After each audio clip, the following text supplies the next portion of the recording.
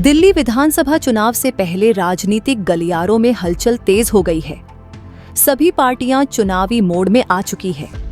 वहीं आम आदमी पार्टी ने भी पूरा दमखम दिखाना शुरू कर दिया है। इसी कड़ी में आम आदमी पार्टी संयोजक और दिल्ली के पूर्व मुख्यमंत्री अरविंद केजरीवाल ने दिल्ली के नांगलोई में मार्केट का दौरा किया। यहां उन्होंने खास तौर पर चर्चित रोशन स्वीट्स के मालिक से मुलाकात की, जो हाल ही में अपराधियों के द्वारा उनके दुकान पर फायरिंग और रंगदारी की धमकियों का शिकार बने थे। इस वारदात के बाद से ही इस मार्केट में भय का माहौल बना हुआ है। अरविंद केजरीवाल ने न केवल दुकानदार का हालचाल जाना, बल्कि सुरक्षा व्यवस्था को लेकर बीजेपी और केंद्र सरकार पर तीखा हमला भी बोला। बकौल पूर्व मुख्यमंत्री, दिल्ली की सुरक्षा पूरी तरह से केंद्र सरकार के हाथों में है, लेकिन अपराधी बेखौफ हैं। भाजपा शासित केंद्र सरकार ने कानून व्यवस्था को मजाक बना दिया है। उन्होंने इसे दिल्ली की जनता के साथ अन्याय करार दिया। आज मैं यहाँ पे नांगलोई जाट में यहाँ के एक व्यापारी हैं रोशन लाल जी। कुछ दिन पहले उनके यहाँ सुबह उन्होंने 8 बजे शटर खोला और बता रहे हैं कि 9:15 बजे 2 लोगों ने आके उनकी दुकान के ऊपर गोलियाँ चलाई। कौन थे वो लोग, क्या चाहते थे, किसी को नहीं पता। ठीक है, अब उन दोनों लोगों ने जिन्होंने गोलियां चलाई उनको तो पकड़ लिया गया है, लेकिन कोई ऐसे ही आके तो गोली चलाता नहीं है। उन्होंने किस मकसद से गोलियां चलाई, उनके पीछे कौन है, उनके मास्टरमाइंड कौन है, उसके बाद कोई कार्रवाई नहीं। आज मैं इनसे मिलने के लिए आया था, मेरा और कोई मकसद नहीं था। मैं दिल्ली का पहले मुख्यमंत्री था। आम आदमी पार्टी जो कि राष्ट्रीय पार्टी है, उसका मैं राष्ट्रीय संयोजक हूँ। जनता के बीच में रहता हूँ, जनता की समस्याओं को उठाना मेरा धर्म है।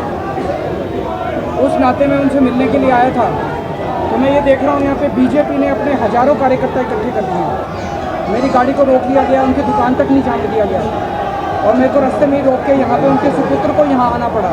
रोशन लाल जी से मुझे मिलने तक नहीं दिया गया, उनके सुपुत्र को दुकान से निकल के मुझे यहाँ रास्ते में मिलने के लिए आना पड़ा। इस सब के लिए जिम्मेदार कौन है?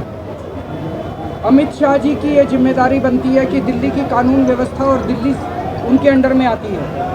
आज अमित शाह जी ने दिल्ली का ये हाल कर दिया कि आज ये गैंगस्टर कैपिटल और एक्सटॉर्शन कैपिटल बन चुकी है।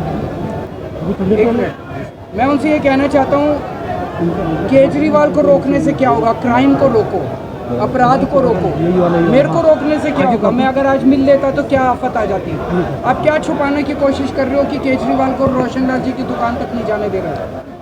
तो मैं चाहता हूं कि कानून व्यवस्था को सुधारा जाए, दिल्ली की कानून व्यवस्था को सुधारा जाए, ताकि आम लोग, महिलाएं, व्यापारी चैन से जिंदगी जी सकते। दिल्ली में सबसे पहले सांसद जी ने बोला कि दिल्ली सरकार के दिन आती है आपकी टारगेट, और ये सारे जो फोन आ रहे हैं वो सारे ब्लॉकिंग फोन जो आ रहे हैं वो माइक ऊपर जो है आपकी पीटीआई नीचे पुलिस सरकार के द्वारा जो है वो तिहाड़ जेल शासन की कुछ पहले बोला, और ये कॉल जो आ रहे हैं लॉ एंड ऑर्डर उनके अंडर में, तिहाड़ जेल उसको कंट्रोल नहीं करती, लॉ एंड ऑर्डर कंट्रोल करता है। चुनाव से ठीक पहले इस दौरे को आम आदमी पार्टी की चुनावी रणनीति का अहम हिस्सा माना जा रहा है।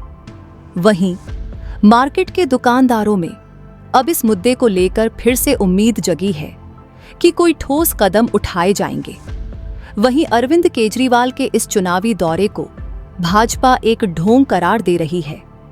भाजपा सांसद योगेंद्र चंदोलिया के नेतृत्व में भाजपा कार्यकर्ताओं ने विरोध प्रदर्शन करते हुए अरविंद केजरीवाल को काले झंडे दिखाया।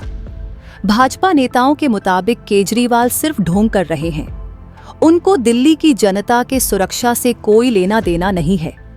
जब भी चुनाव आता है, केजरीवाल सिर्फ दिखावा करते हैं। अब तो देखना यह होगा कि भाजपा नेताओं का विरोध प्रदर्शन दिल्ली चुनाव में सफलता दिला पाता है या केजरीवाल का चुनावी फंडा कितना सच है। केजरीवाल साहब कह रहे हैं कि दिल्ली के अंदर लॉ एंड ऑर्डर की स्थिति खराब है। मैं उनसे पूछने आया हूँ, लॉ एंड ऑर्डर क्या होता है? आपको लॉ एंड ऑर्डर की परिभाषा है क्या?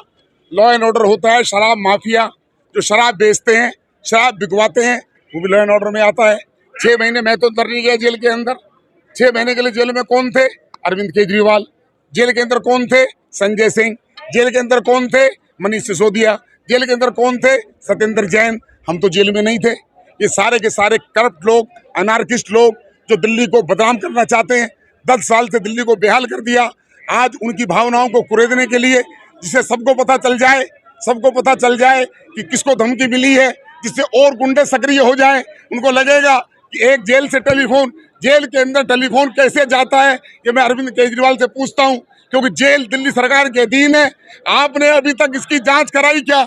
आपने किसी को, अधिकारी को सस्पेंड किया क्या?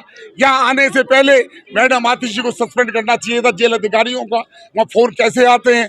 फोन जाते हैं केजरीवाल सरकार के गुंडागर्दी के द्वारा। थ्रेट वो दिलवाते हैं, और कोई अगर गोली चला जाए पुलिस कार्रवाई करती है। पुलिस जो है, कोई पुलिस इस प्रकार की नहीं है कि पुलिस कार्रवाई नहीं करेगी। आप मेरे साथ चलिए किराड़ी के अंदर, मेरे साथ चलिए जैन नगर में।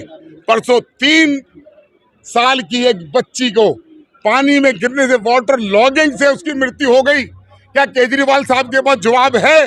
क्या वहां के एमएलए लाखड़ा साहब के पास जवाब है? केवल योगेंद्र चंदोलिया पार्लियामेंट के मेंबर होने के नाते उनसे बात करूंगा कि आप यहाँ पर आए हैं, मैं आपके साथ चलता हूँ।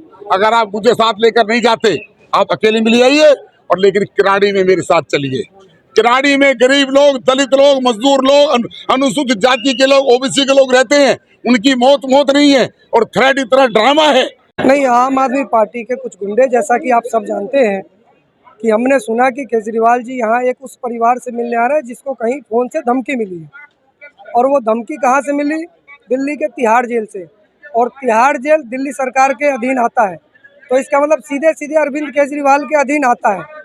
और हम वहाँ उनसे पूछने आए हैं कि ठीक है, इस परिवार के साथ आप हैं, लेकिन चूँकि दिल्ली में ही एक क्षेत्र है किराड़ी में लगभग 68 परिवार ऐसे हो गए जो अनाथ हो गए। 12 बच्चे तो अभी फिलहाल 1.5 महीने 2 महीने के अंदर मौत हुई है बच्चों की, पानी में डूब के या करंट लगने से।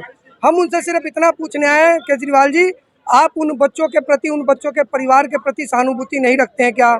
आप इस परिवार से, जिस परिवार को धमकी मिली, उससे आप मिलने आ रहे हैं क्या? आपको किराड़ी के उन बच्चों के परिवार से जिन बच्चों की मौत हो गई पानी में डूबने से या फिर करंट लगने से, क्या आपको उन बच्चों के परिवार से नहीं मिलना चाहिए था क्या? क्या उनके प्रति आपकी सहानुभूति, आपकी सांत्वना नहीं बनती है क्या?